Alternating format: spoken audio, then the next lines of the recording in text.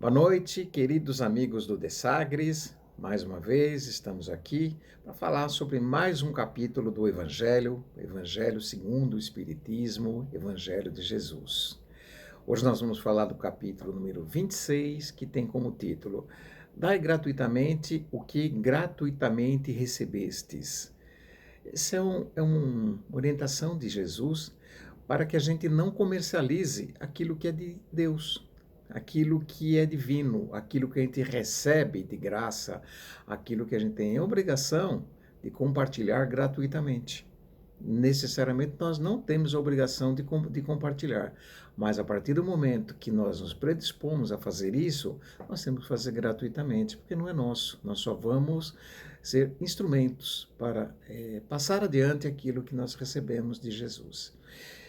Eu vou falar aqui da primeira passagem evangélica desse capítulo, que fala assim, está relacionada ao dom de curar, que fala assim: restituir a saúde aos doentes, ressuscitai os mortos, curai os leprosos, expulsai os demônios, dai gratuitamente o que gratuitamente recebestes. Essa é uma passagem de Mateus. Jesus aí está claramente falando sobre a mediunidade, né? Sobre o uso da mediunidade. Já que ele fala em curar, né? Curar as pessoas, expulsar demônios, né? Nada, demônio não existe, na verdade ele está se referindo aqui a expulsar aqueles espíritos, né? Que de repente não são tão orientados, que muitas vezes ficam nos fazendo companhia, né?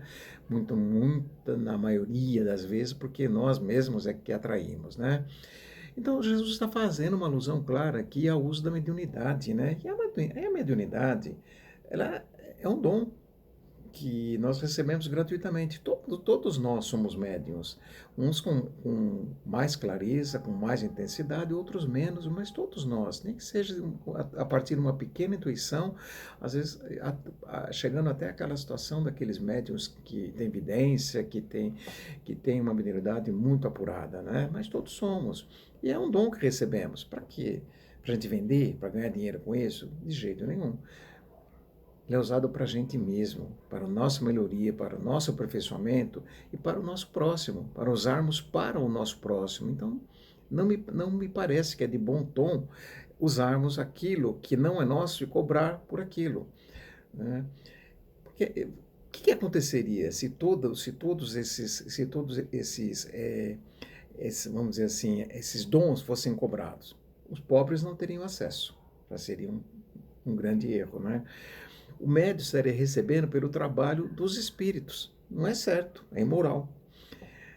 Médium cai em descrédito, como cai, né? Quantos que não cobram, né?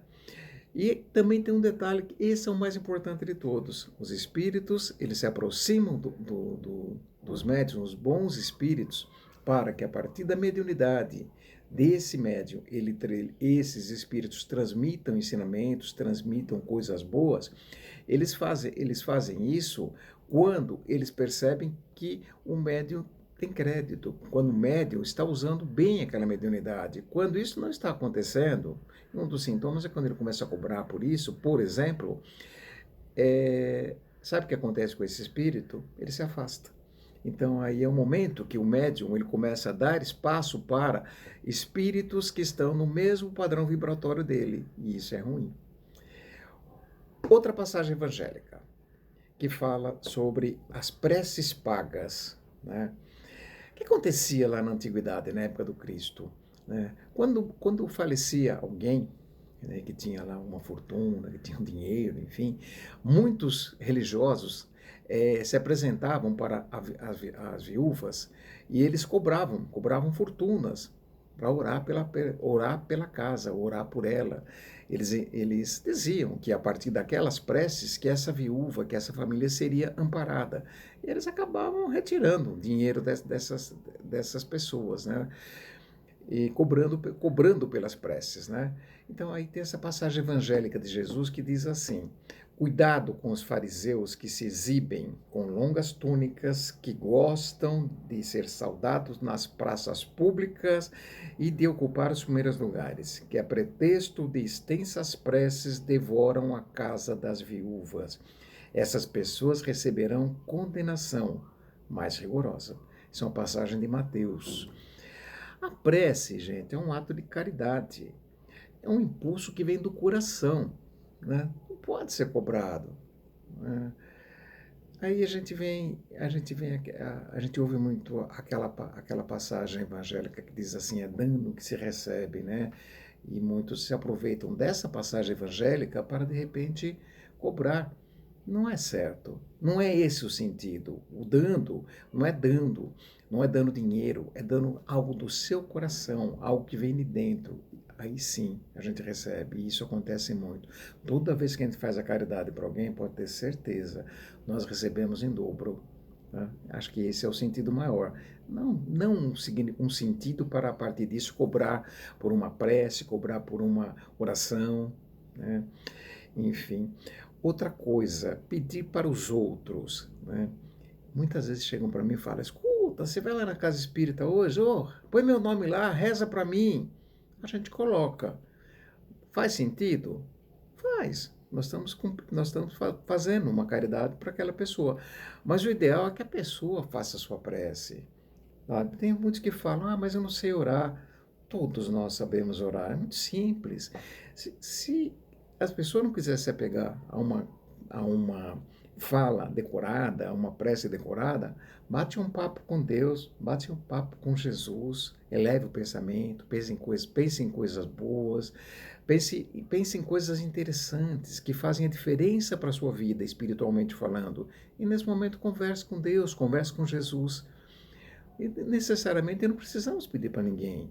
Óbvio que é importante orar por aquela pessoa que está muito enferma, que não tem condições de fazer a sua oração, ou que está num momento de muito sofrimento, de depressão, é normal. Mas a pessoa que está bem, pedir uma prece para outra pessoa, né, tem necessidade? Não. Vamos refletir sobre isso, né? Todos nós podemos orar, e a oração é fundamental.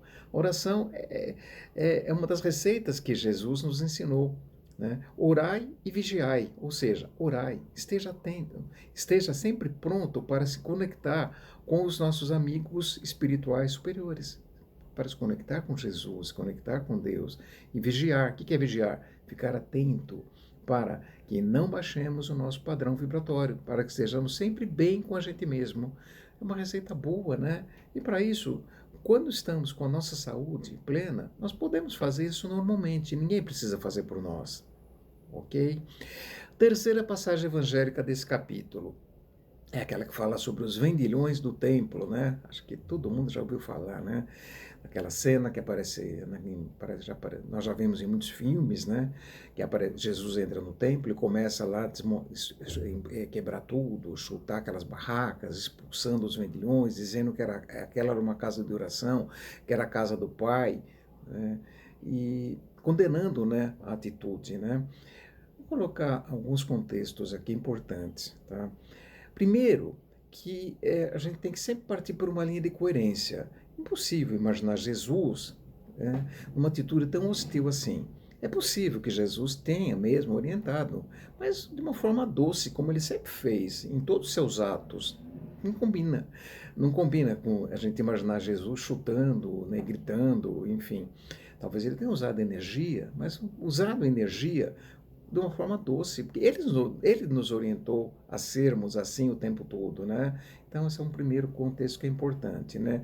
O outro, por que Jesus fez isso? Na verdade, ele estava expulsando aquelas pessoas que estavam ali comercializando animais, porque era assim que funcionava naquela época. Os fariseus, eles vendiam animais para que os fiéis ofertassem sacrificassem, né, a vida daqueles animais para conseguir aquilo que eles buscavam, aquilo que eles almejavam. Era uma forma normal, comum.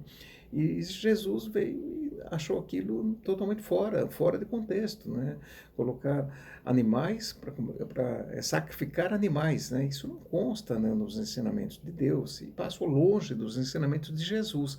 Então, Jesus veio ali muito mais no sentido de orientar. E isso vale como reflexão para nós até hoje, né? Nós temos cidades hoje que dependem das vendas de produtos com fins religiosos. Não estou condenando. Não estou condenando, não tenho esse direito, respeito todo e qualquer credo, mas só fazendo uma alusão, né? Nós temos CDs, nós temos vídeos, nós temos pessoas que vivem disso hoje. Será que isso estaria de acordo com aquilo que Jesus preconizou nesse dia, quando ele esteve lá no templo, falando lá com os vendilhões? Nós temos tanto comércio da fé hoje em dia, não é? E muitos de nós nos apegamos, né? É importante que a gente compre ali uma correntinha, porque aquela correntinha, aquela fitinha que a gente vai colocar no pulso, enfim. Gente, a forma da gente expressar a nossa fé, sabe? Nós somos livres. Nós somos totalmente livres. Cada um pratica e entende a sua fé da forma que melhor lhe prazer. Só que a gente tem que levar em conta alguns preceitos que Cristo nos deixou. Não somos cristãos, então temos que observar aquelas orientações que Cristo nos passou. Nós não precisamos de nada disso. Quem entende que é importante, continue, mas vamos colocar ao crivo da razão, nós não precisamos de nada aparente, nós não precisamos de nenhum culto, nós não precisamos de nenhuma imagem. Quem tem a necessidade e acha importante, sem problema nenhum. Recentemente, uma pessoa me mostrou uma imagem de Nossa Senhora Aparecida e essa pessoa falou: olha, eu me curei de uma depressão, está aqui a responsável, Nossa Senhora Aparecida. Eu falei: que ótimo, que bom, a sua fé te curou. Né? E aquela pessoa, de repente, precisou daquela imagem. Normal, cada um está no seu tempo, não tem problema nenhum. Fazendo um resumo desse capítulo, breve, vamos colocar algumas conclusões, algumas reflexões para fazermos. Né? A prece, ela tem que ser gratuita, sempre, com simplicidade, humildade e vinda do coração, sempre. Mediunidade não se cobra. Mediunidade é um dom maravilhoso, que quem tem, o médium que tem, quanto mais tem, ele tem ali uma ferramenta fantástica de evolução para fazer a caridade. E a gente cresce, a gente evolui espiritualmente toda vez que praticamos a caridade sem nenhum tipo de interesse. E isso não tem preço. Cultos e sacerdotes, isso não existe na prática espírita. Não há necessidade.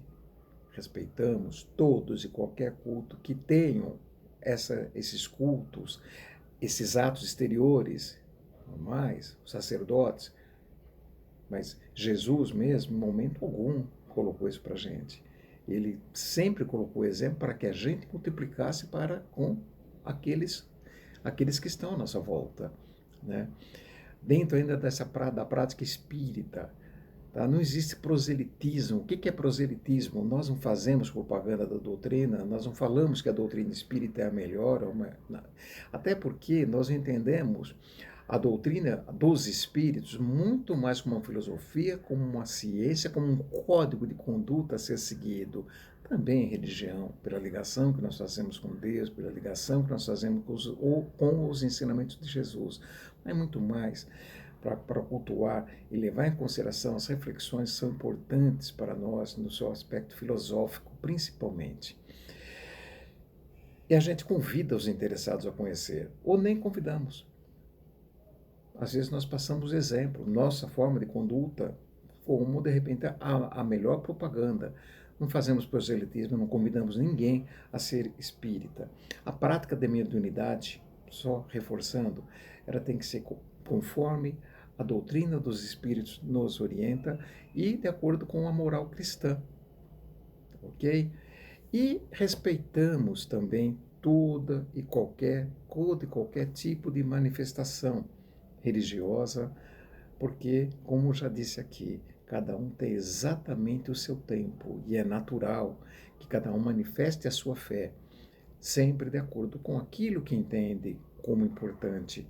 Mas é importante tudo a gente colocar ao crivo da razão, usarmos a fé raciocinada, aquela que faz diferença para a gente, aquela que a gente sabe que a gente nunca nós vamos ficar decepcionados, porque quando a fé é raciocinada, nós entendemos que Nós recebemos de Deus exatamente aquilo que nós precisamos e não necessariamente aquilo que nós queremos. Por quê? Nós, enquanto espírito, nós ainda estamos na infância e a gente às vezes quer algo que não é bom para nós. A gente, na nossa essência, a gente não consegue entender. A gente pede algo que a gente quer, aquilo que a gente está pedindo. Mas necessariamente aquilo que a gente está pedindo poderia ser algo que serviria para a nossa perdição. Deus, que é Pai, vai passar para o seu filho aquilo que não é bom para o seu filho? Um pai daria um alimento impróprio para o seu filho? Não, em hipótese alguma. Mas o pai dá exatamente o que o filho precisa. Ele dá o alimento que tem o melhor nutriente, ele dá o melhor exemplo, ele dá a melhor educação dentro daquilo que ele entende que fazem parte dos seus bons valores. O mesmo acontece com Deus. Então, nós vamos receber sempre aquilo que precisamos. Toda vez que elevarmos nosso pensamento, toda vez que aqueles que são médios exercerem a sua mediunidade sem nenhum tipo de interesse, toda vez que fizermos as nossas preces, para quem quer que seja, para a gente, para quem quer que esteja à nossa volta, sem interesse nenhum, simplesmente pelo ato de elevar o pensamento ao Criador, toda vez que estivermos agindo assim, nós estaremos recebendo exatamente aquilo que nós precisamos e não necessariamente aquilo que nós queremos. Satisfação enorme estar mais uma vez aqui com vocês. Encerramos agora e esperando voltar numa próxima oportunidade. Muito obrigado a todos. Fiquem todos com Jesus.